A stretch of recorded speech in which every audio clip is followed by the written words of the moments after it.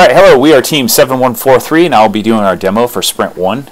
Basically, we are developing a game using Unity, which is primarily written using C#, which you can see here are a couple of our classes that we have. The first class that we have up on the screen is the score controller class. Basically, that does what it pretty much says it does, and that controls the score. Right now, it's just a placeholder. We really haven't figured out how exactly we want to add or subtract from the player's score. So it's there, it's in the game. We'll show that later when we do the demo. But for right now, it's just, like I said, a placeholder. We also have a damage class, and this controls the health of the player, and also is what we use to show our health bar, which we'll see when we actually do the demo.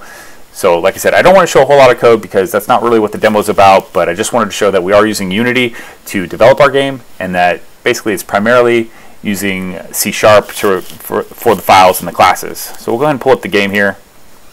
Alright, so this is pretty much the Unity UI. This is what our game looks like at the start menu, and I'm going to go ahead and pull up on the screen also our milestones or our user stories that we were trying to accomplish this week. So we wanted to, one, create a start menu, which is what you see here. This is our start menu screen. Now some of the buttons are not active, like the settings button is not active. We can play the game from the screen, so the play button is active at this point, but the settings and the music controls, those are all going to be done in later iterations of future sprints. So for right now, basically the start menu is here, it's a placeholder, and we can play the game from this point. I'm going to go ahead and start up the game or fire it up so that it's active. So at this point right now, I can actually play the game if I want to. So another user story that we wanted to implement was being able to go to a pause screen. So if I hit escape, basically that pauses the game. And again, I have a bunch of settings here that we haven't actually implemented yet because this is not part of our first iteration or our first sprint. So this was a user story that we wanted to implement, being able to pause the game and be able to get access to future controls. It doesn't actually do anything at this point other than just some basic stuff which we can exit out and go back to the main menu, but a lot of the controls are not implemented for controlling the audio and setting up the controls for the user to actually play the game. So we'll go ahead and start this again. I'm going to go ahead and pause it again. The other thing I want to show in the upper left-hand score there is, or the upper left-hand portion of the screen is the score. That is there, again, as a placeholder. The class is set up. We don't really have a great idea of how exactly we want to implement the score, how we want to add or subtract from the score. So it's there for future sprints, and it can be modified as needed in the future. So that was one of our user stories that we also wanted to implement this week. Lastly, we want to show basically that there is a ending screen.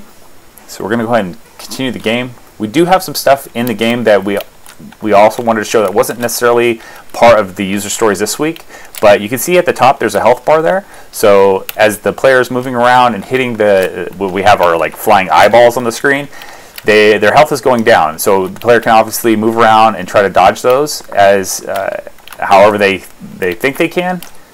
But as they move throughout the game, if they hit those, you can see their health is going down, and when their health gets all the way down, they will have to start over.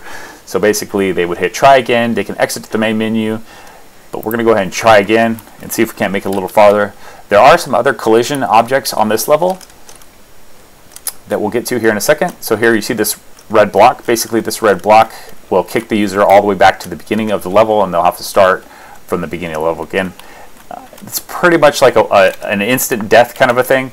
You can see their health bar is back to full now, but they have to start immediately over from the beginning of the level and try to get through the end. So getting to the end of the level and progressing to the next level is pretty much what the user is trying to do at this point. So as they get to the end, you'll see there's a little blue box there.